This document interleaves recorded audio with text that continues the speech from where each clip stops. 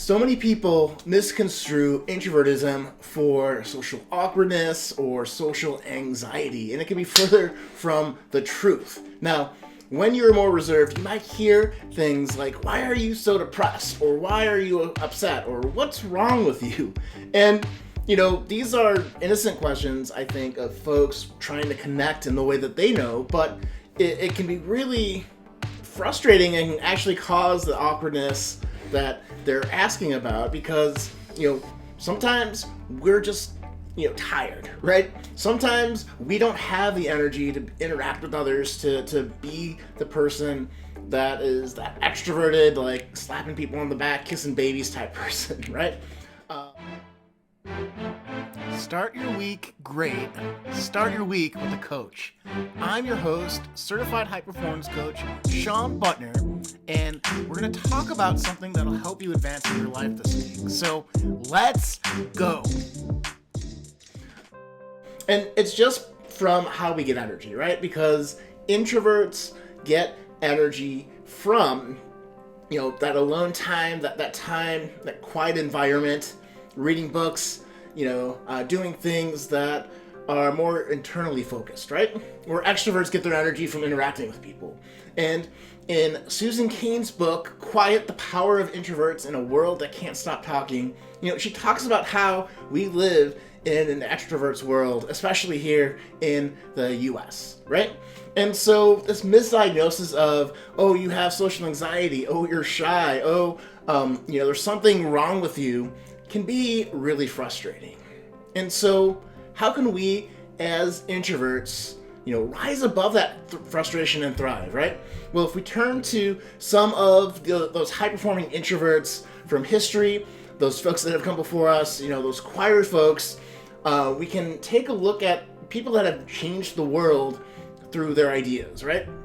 And so we're talking about people like Steve Jobs, who had a really uncanny ability to sit with, like, what would make this product the best, and created some of the best consumer products in the world. Or Warren Buffett, who would sit every day and read and just read up on companies 8 hours a day for a whole year to make one choice investment that made him so famous in the investing world. Or you take a look at like Albert Einstein, who I believe was coined saying the phrase that, the difference between me and other folks is that I stick with problems longer than other people.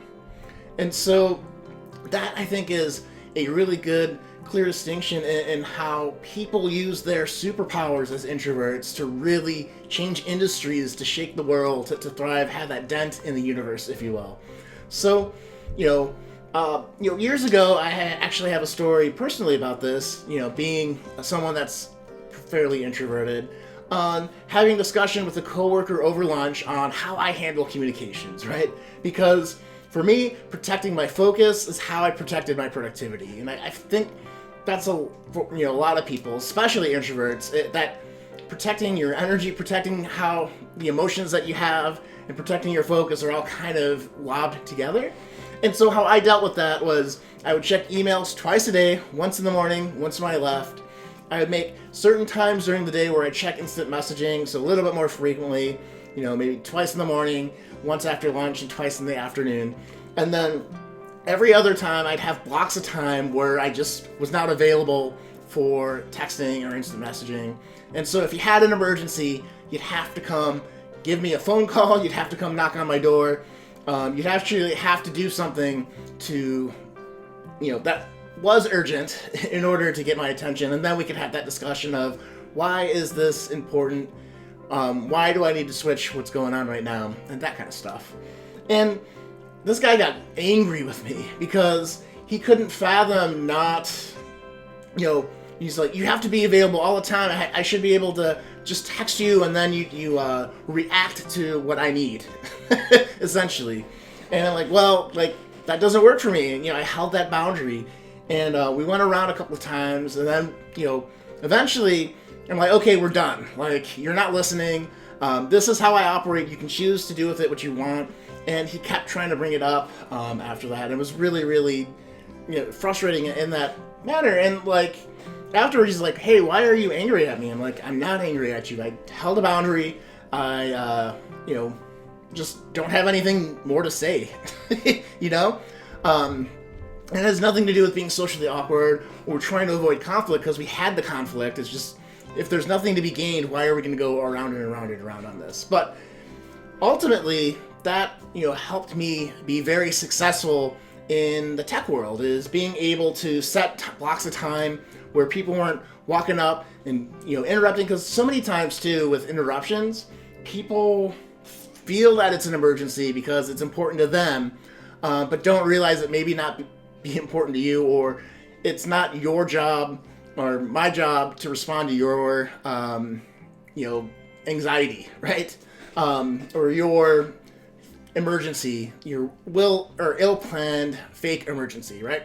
I'm not sure if you've ever had that experience in corporate America, but it can be one of the biggest productivity drainers, especially for introverts there. So I bring that up because what can we really learn from the people that really were great and dent to the world, and then, the everyday person who's just working in an office like I was? It's, you have to be able to communicate what you need. You have to be able to have that tough conversation and hold your boundaries in order to protect your productivity, right? And that's how you become a high-performing introvert.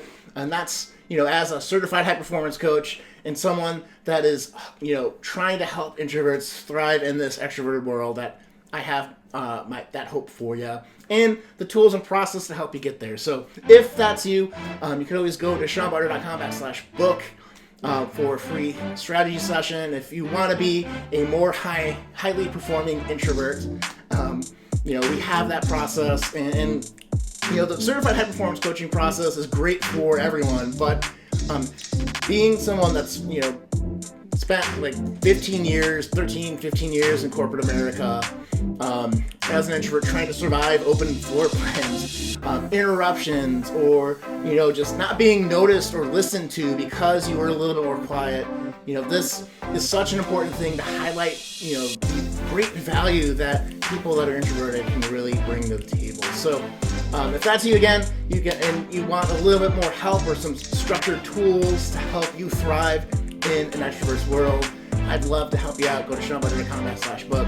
If not, we'll see you guys next week. I'm going to be talking a lot more about this introverted stuff coming up, so let me know if you like it by replying to the email you got this from, or below the video if there's a comment section. Love to hear from you. All right, guys, go out there, live with more joy, more personal growth, and more impact in your communities. I'll see you guys next week. Take care.